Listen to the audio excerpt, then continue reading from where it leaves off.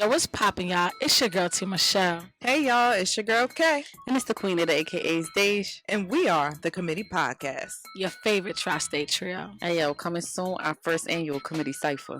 And if you want to be a participant on the Committee Cipher, please DM us on our IG or click the email tab on our profile. Catch y'all rap niggas. What's good, y'all? It's your girl, T. Michelle, and we are here, the Committee Podcast, reporting live from outside. It's your girl Kay. How y'all doing today? And it's the queen of the AKAs, and today I'm hella pretty, so I'm gonna be ghetto Cinderella. Hey, period. Okay, if you are not yet, come outside and enjoy this beautiful summer weather. COVID has let up off of us, and she is letting us outside, bitches. Don't play. Hey, bitches. Hey. What's the deal? What's going on? Girl. Who knows? I know, it's fucking hot. Well, then we got a little shade. Well, the sun ain't beaming that right smack on us. Girl, Right I couldn't do it. I feel like an ice cream cone melting in the sun. here. Stop playing. It has a little breeze though, so it's not too bad. Right. Definitely Not too bad. It's not that like Right. you just sweating and can't get no like relief from the heat. Oh my God, a heat wave. The breeze is coming. Hold on. Oh, okay, girl. Let it blow in the wind. Wait, don't let it blow So- off. Can you imagine? Wait, if I'm talking and some wind blowing, I stop. It's just I'm trying to capture the moment. That's all. Don't mind me. Wait, Somebody take a picture when she's doing okay. Girl, I was riding down here and I had my sunroof and the windows down. I thought my wig was gonna fall off. Can you imagine? Girl, and I was on live too, trying to promote for today. Girl, stop. I think I'd have died if I'd have saw that. Like, oh my God. Girl, Meek Mills would have been exposed. Okay, stop. Everyone who is tapped in, thank you for tapping in. You are live with the Committee Podcast, your favorite tri-state trio. If you have not yet, don't forget to subscribe to our YouTube channel. Hit the subscribe button and also the bell. So every time we post new content, you are notified. Also, follow us on Instagram, like us on Facebook. The Committee Podcast, we're on Spotify and iTunes. It's going down each and every week on the Committee Podcast. Yes. Okay. Period. So what's going on for today? I got lipstick on my teeth? Oh my God, you have to tell me. Let me use the liquor to help me. Well, at least she Now, told you, girl. yes, Because 'cause you know, some people, You don't got no glass? Where's the assistant? He quit on us. you got to tell your friends when something wrong. You know, Okay. you be looking Let me crazy. use your glasses. Let me see. Oh, okay, good. Here you go, boo. Yes, girl, because, girl, don't have me out here looking crazy. Wait a Hey, minute now. Mr. Producer, my feet are ashy. You got to let me know, too. Let me know my feet are a little ashy, because I know I greased them up. Nah, you good. Okay. Thank you, Mr. Producer. You got to grease them down. Okay, so stop that- playing, girl. Put that extra is baby so. oil on these legs, on these feet. Stop playing. So today is the what? Is it the third Sunday in May? Yes.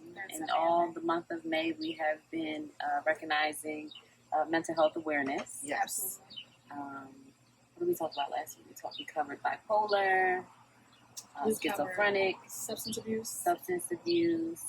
That was the first thing. Substance abuse and depression, I think we did. Last Yes. week was bipolar, ADHD, and like you said, schizophrenic. Mm-hmm. So we've been talking about a few of them. So what are we on today? Today, I believe we're going to be discussing Alzheimer's, which is also a form of mental health that I don't want to say it's not recognized a lot. People deal with it a lot, but it's not in the forefront. Yeah, I don't think Like all the others. I don't think they look at it as a mental health disorder when it is. Mhm. Yeah, right. That's what I'm Yeah. trying to say. Absolutely. Yeah, Absolutely. when it is. So I know everyone knows someone who probably has a family member or an elder in their life that probably is experiencing Alzheimer's. Right. I know it's a hard take to, I guess, take in that someone that you love or know that can't remember probably who you are. Oh, Or, right. Even remember something fun or a time in their past that they can't remember Right. what happened. Right. It's very sad. It's very it's challenging illness to deal with as far as family members and children. You know, I remember at one point I worked in an Alzheimer's group home. It was just strictly patients that had Alzheimer's, and it was just very sad to, you know, these people had lives. They were normal functioning people before they had to deal with this disease. And it was very hard to watch. But it's sad, especially for the family. You know, I'm just a worker in a facility. So imagine a family member who has to deal with it day in, day out, 24/7. You know what I'm saying? Yeah, right. And then, you know, people get judged for putting their family members in these type of facilities, but some people can't handle it. Like, it's a lot, you know. They shouldn't be judged.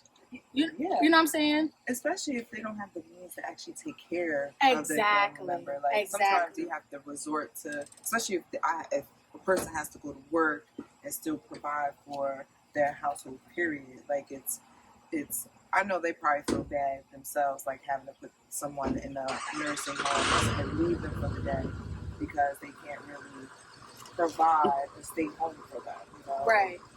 So it takes a toll on everybody who's in a situation with someone who has Alzheimer's. You know? I agree. I know when I first became a home health aide, and I worked for a company. Hold on, y'all. We outside, so we're going to hear a lot of outside stuff, y'all. Yes.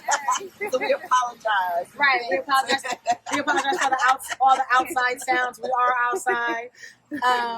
But I remember when I first became a home health aide, and they would do different, how you call those, like different trainings and workshops. That's the word. Workshops you would go to. And I know one day it was an Alzheimer's, like dementia workshop, and they had us go in a room. They would give us instructions. They made us put gloves on with popcorn kernels in them. We had to have headphones on. And we had a lot of different things. We had glasses, like, you know, those beer gobble glasses they make people wear. I had to put all those on in there, give us a list of instructions, go into a room and do the things like put on a shirt, arrange the cups. And it was so much going on. When I got in there, I forgot. I know I saw somebody with my shirt, and I was like, give me my shirt.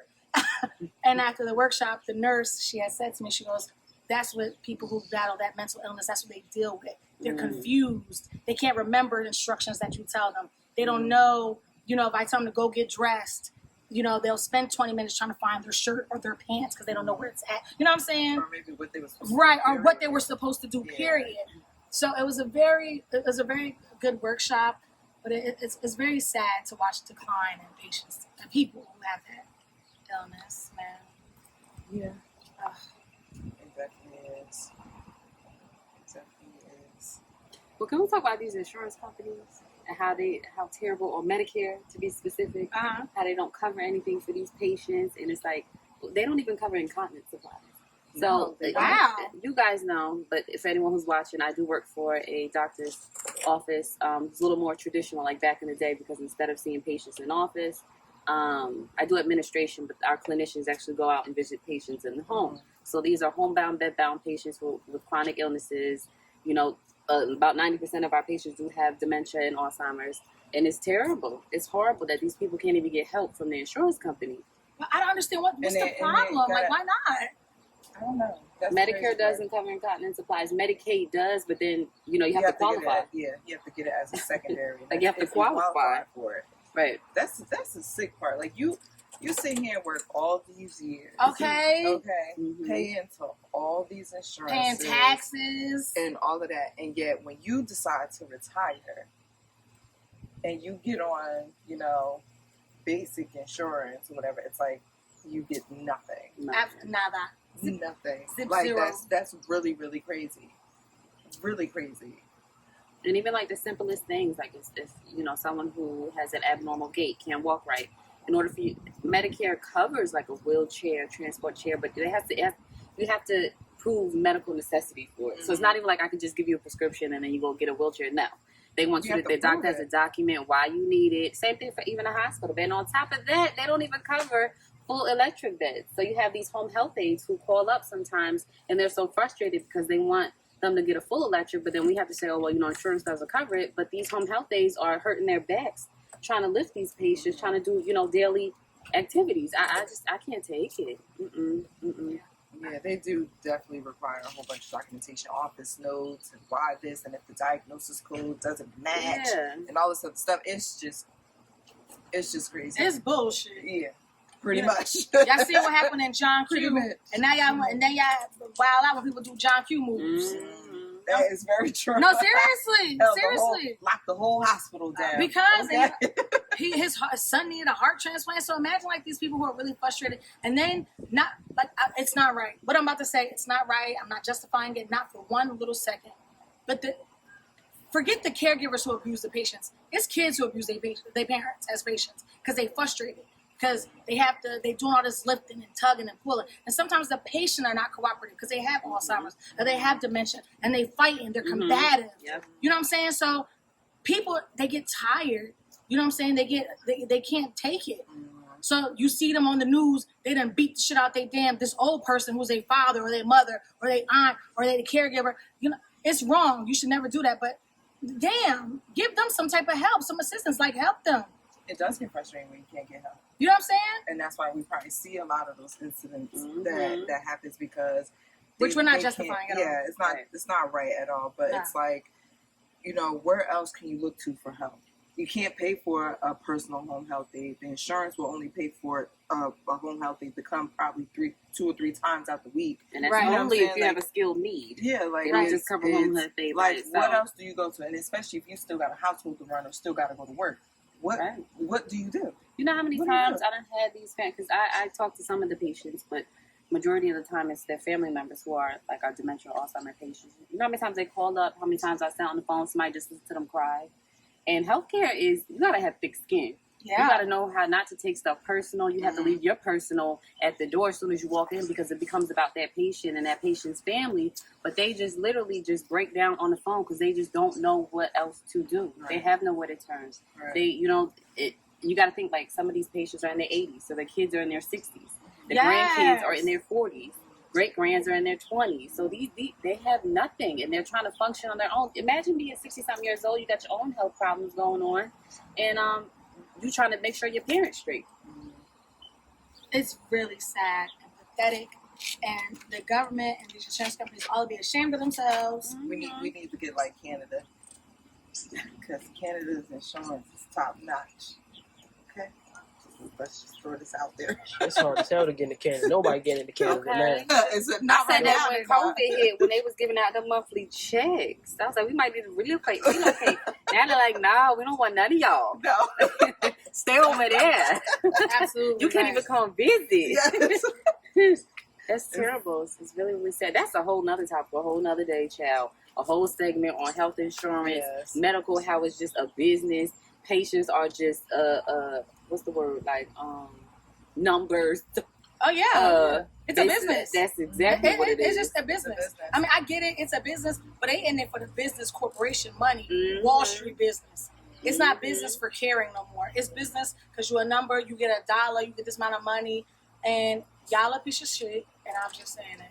There was one nurse practitioner that I worked with. She retired right before the pandemic. She made it just in time. Like it's so hard to find that one that still has the same bedside manner. Like some of these nurses, I'd be like, "Oh, girl, you need to go back to when you was in school." Period. Like No, seriously, when you're right. when you just cared about the patient and the patient. You know what I'm saying? Seriously, you're I right. mean, because some of these patients is like numbers. It's like, how many can I see in a day? You know what I'm saying? How many charts can I submit? How many bills? But anyway, the point I was trying to make was she still had that bedside manner to where we used to crack jokes on her because her chart notes would be like a book. Like that's how detailed she was. Like doing her orders, used to be like, oh gosh, I got to read all this, but that's how detailed she was for every single patient. And just because of that, she's gonna have good karma, and because she's doing what she's supposed to do, unlike these other motherfuckers. Because Mhm. do you realize that, let's say, if a lawsuit comes in and you don't document on certain stuff, like, you Yes. get in trouble because you're Yes. basically neglecting Yes. what your patients are Yes. supposed to do. Like, Yes. I don't mind it. I had a private provider that, had left us recently, and she was like that too. She made sure she documented everything. When she did your physical, she did from your head to you down to your toes. Okay. And she documented everything. And then there's doctors that I've worked with that just put in the diagnosis with diabetes and hypertension. Goodbye. Mm-mm. Like, how do you like? And I would look at those Have notes a nice like, day. I would look at those notes like, why? What did he do? Did he check Or the anything? or the Like, patient leaves out the room and they asking me questions. I'm like, wasn't